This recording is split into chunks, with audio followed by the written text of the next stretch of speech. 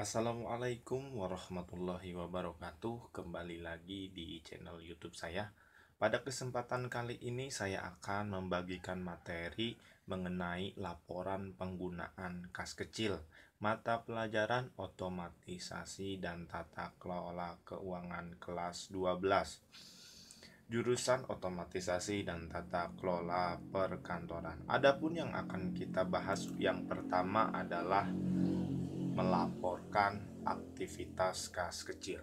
Dalam melaporkan aktivitas kas kecil ada dua yang akan kita bahas, yaitu mengenai laporan kas kecil dan prosedur penyusunan kas kecil. Pelaporan atau laporan merupakan kegiatan untuk melaporkan penggunaan kas kecil dalam perusahaan. Pelaporan kas kecil bertujuan untuk melakukan pertanggungjawaban dalam penggunaan kas kecil. Dalam pelaporan kas kecil, setiap terjadi penerimaan dan pengeluaran kas harus dicatat dan dimasukkan perhitungan dalam laporan pertanggungjawaban. Pelaporan kas kecil sebagai bentuk atau cara meringkas penerimaan kas kecil dan pengeluaran kas kecil dalam satu periode. Oleh karena itu, pelaporan kas kecil berkaitan dengan komponen-komponen tersebut. Pelaporan aktivitas kas kecil harus didasari pada keadaan yang sebenarnya dan disertai dengan bukti transaksi yang valid dan telah ditandatangani oleh pihak-pihak yang berwenang. Pelaporan kas kecil pada umumnya harus berdasarkan standar akuntansi yang berlaku dengan mengikuti prinsip-prinsip di dalamnya. Itulah mengenai pelaporan kas kecil. Yang kedua adalah prosedur penyusunan kas kecil. Adapun prosedur penyusunan kas kecil adalah yang pertama adalah mencatat semua bentuk penerimaan dan pengeluaran kas kecil secara lebih rinci dan usahakan jangan terlewatkan. Yang kedua adalah melakukan validasi bukti transaksi.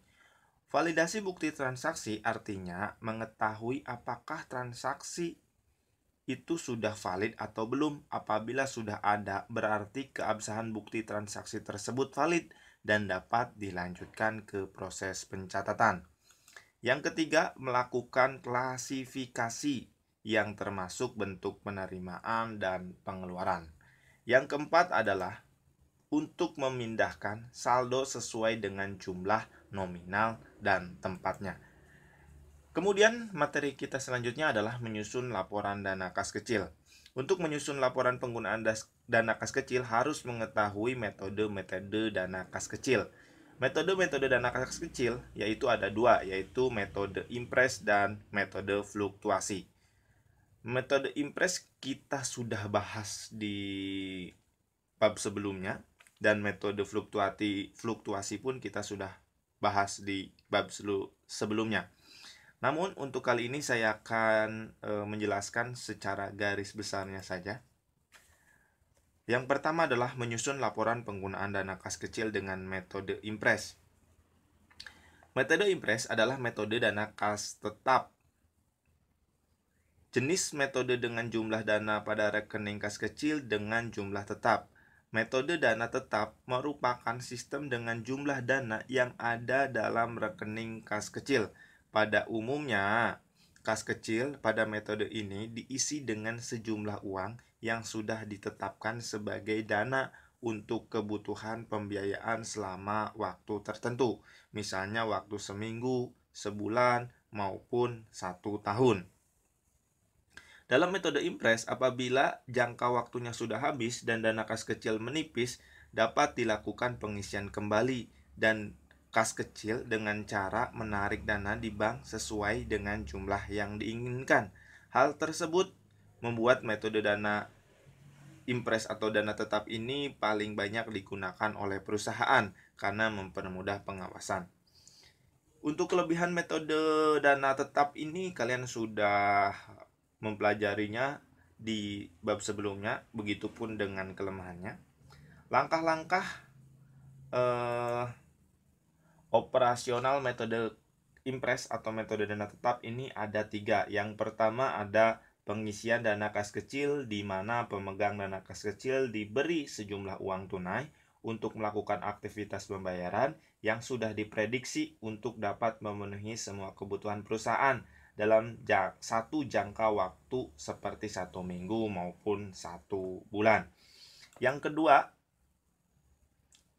yaitu kas kecil difungsikan sebagai alat untuk melakukan pembayaran pengeluaran perusahaan yang sifatnya kecil.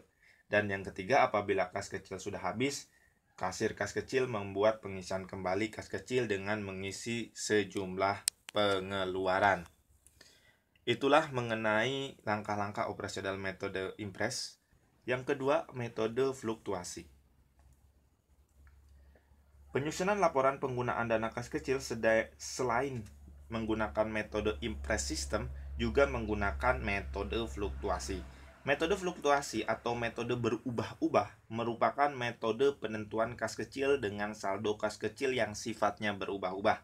Artinya, apabila terjadi pengeluaran kas akan langsung dicatat, sehingga proses pencatatan dilakukan secara rutin dan rinci. Laporan dana kas kecil metode fluktuasi berbeda dengan metode laporan kas kecil Impress System. Adapun perbedaan metode Impress dan fluktuasi ada 4. Yang pertama adalah untuk metode Impress System, jumlah saldo kas kecil tetap dan tidak berubah-ubah. Sedangkan menurut metode fluktuasi, saldo pengeluaran kas kecil sifatnya berubah-ubah dan mengikuti perkembangan tertentu.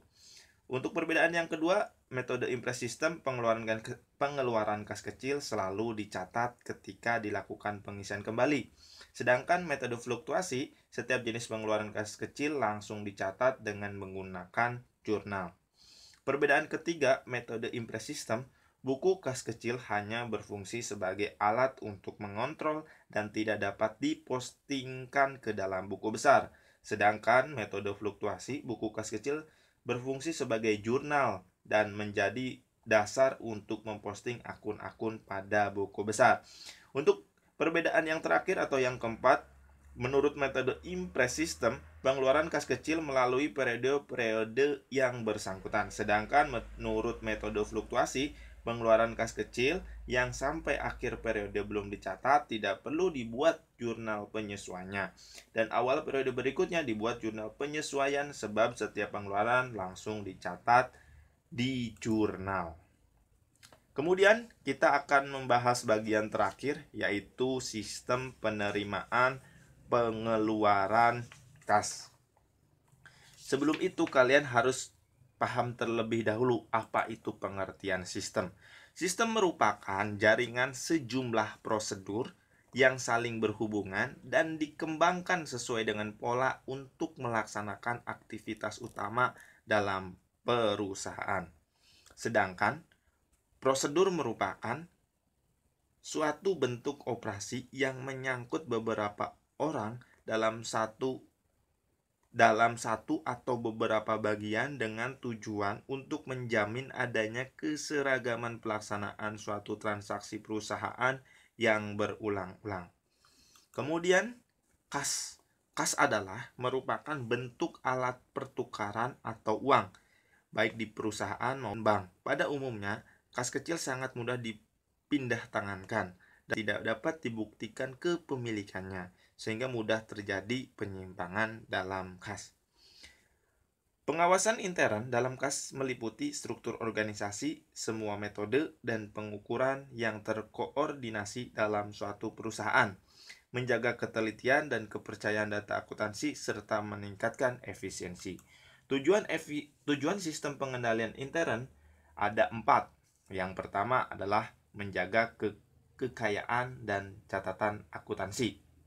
Yang kedua, memeriksa ketelitian dan keandalan data akuntansi. Yang ketiga, mendorong efisiensi. Dan yang keempat, mendorong dipatuhinya kebijakan manajemen. Itulah yang bisa saya bahas dalam video kali ini. Terima kasih